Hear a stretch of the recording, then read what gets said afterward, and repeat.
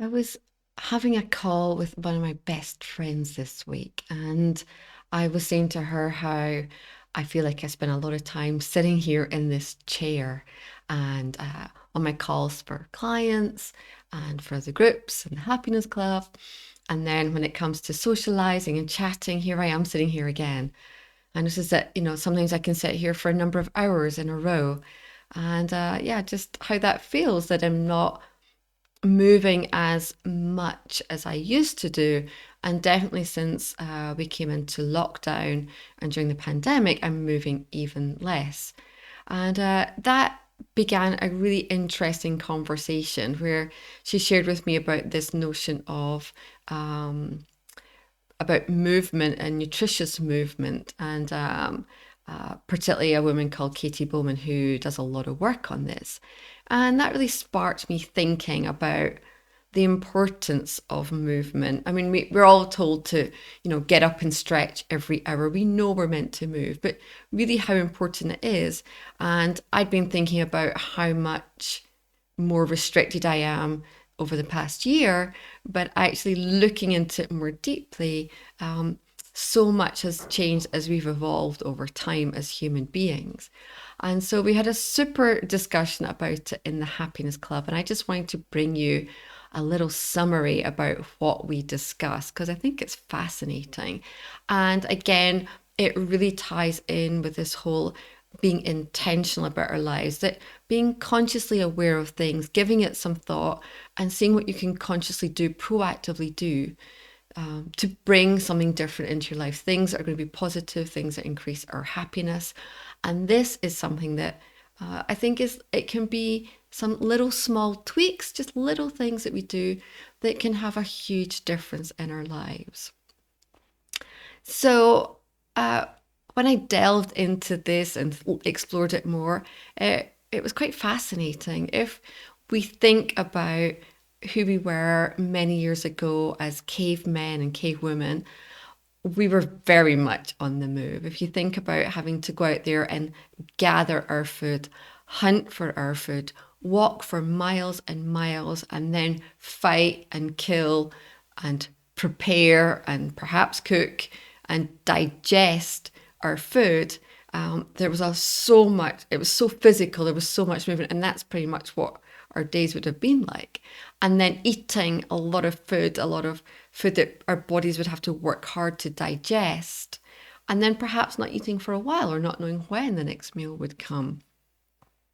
And so, you'd be building fires, everything was just very, very physical. And even if we go back, a couple of generations, like my grandfather worked in the steel works. Many jobs were very manual, very, very physical. He worked extremely hard all day, every day, and actually lost the sight in one eye and a bit out of his leg. It was very dangerous, but very, very physical work. And I remember being in my grandmother's garden, and we would pick a lot of the food that we ate. She grew a lot of stuff, so we'd go out and pick the peas and the raspberries, and a lot more baking and creating meals. A lot more work was done there, and I remember that really clearly. Yeah, it just felt like a different time when we moved more before maybe even a lot of those labor saving devices came in. So over time, particularly over the last few decades, work has become less manual for many people and much more sedentary as we sit in front of computers. And then labor saving devices, which I mean, we all are so thankful for, have come in, but again, less movement. And so combine that with now being in a pandemic and being in lockdown more and more people working from home, sitting for long hours, perhaps doing that long commute from the living room to the kitchen and back. That's it. Or before the lockdown, we were maybe, walking to the car, driving to work, sitting at a desk, driving back and coming home. to then only absorb lots of high calories and sit on the sofa. Food has changed. The convenience foods that we have, the kind of food, the way our bodies work to digest is very different. Our movement is very different. Even an amazing point my friend made, like even walking, everything is flat and smooth. So even how our bodies adapt to uneven terrain is different. Everything is much easier and we're not moving in the same way. And so we talked about this, how movement is so important for our bodies, but also for our mental health and our happiness. And we were looking at different ways that we could incorporate that into our day, because for many people, like myself, we're at home predominantly most of the day, perhaps sitting here in front of a computer a lot of the time, and perhaps losing ourselves in the work and maybe sitting for a number of hours and then getting up and feeling like, oh, quite stiff. And so some of the tips, there was lots of great ideas, but some of the main tips that we talked about was just about varying up how you sit during the day. So having a number of different places that you can sit. So even in a small space, I live in a small apartment here in Munich, sitting here at the table here with my chair, but even in the chair, varying the positions. Sometimes I sit back and relax. Sometimes I sit forwards. Sometimes I sit with my legs up more in like a yoga pose. Sometimes resting one leg up on a knee and then another. But also just how I can vary that up as well. So taking one of my low coffee tables and sitting on some cushions on the floor, sitting cross-legged, sitting with my legs either side of the table, varying up that posture. Sometimes even just sitting on the sofa as opposed to sitting here, just finding different places. Sometimes elevating so I can stand.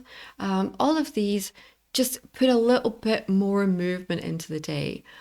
In terms of my housework, I've just been thinking more consciously of just how much I bend more if I'm using the dishwasher or loading the laundry.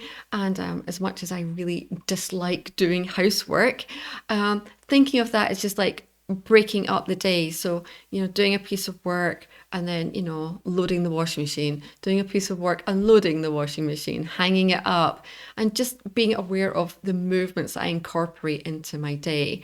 And also, like, I have what I love is my labor saving vacuum robot.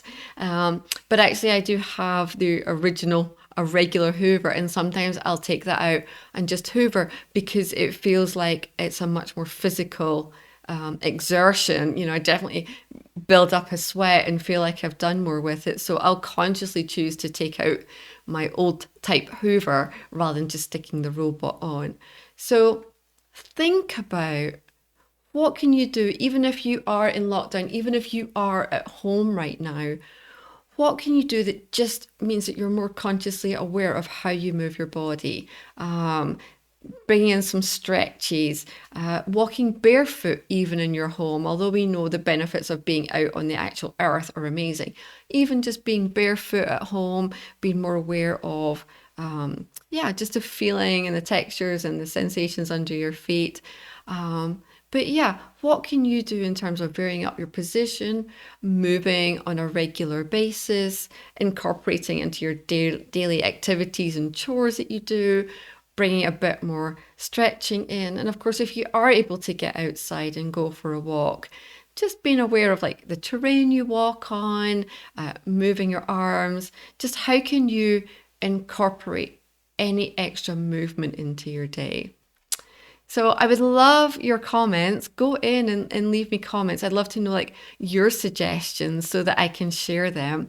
But what ideas do you have in a way that brings more movement into your day? And what do you notice in terms of your mood and your happiness when you bring more movement rather than when we're more sedentary? This time is extremely challenging and it does affect our mood and our mental health. And at a time like this, when we feel stressed, when we feel low in mood, It's natural to want to do less, to curl up on the sofa, to eat more comfort foods. And actually, we want to be doing the opposite. We want to be eating healthier and we want to be moving more. So it's actually counterintuitive. We want to be moving more. And that comes from me, who's not great at that, who doesn't particularly love exercising, and who's very consciously working on that, particularly this year. And there'll be more about that soon. But yeah, leave your comments. Tell me, yeah, how you're bringing more movement into your day and how that makes you feel, how that affects your mood.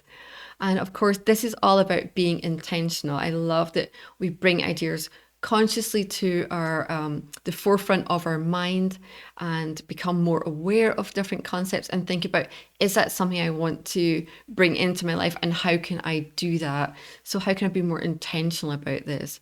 And this is, of course, the whole concept around the intentional happiness circle. So the link is below here. Have a look at the intentional happiness circle, a year-long program with me, coaching you through the steps you need to take to become much more intentional about your life and therefore leading a much happier and more fulfilled life. I would love to welcome you into the program. So I look forward to reading your comments, and I'll see you again next week.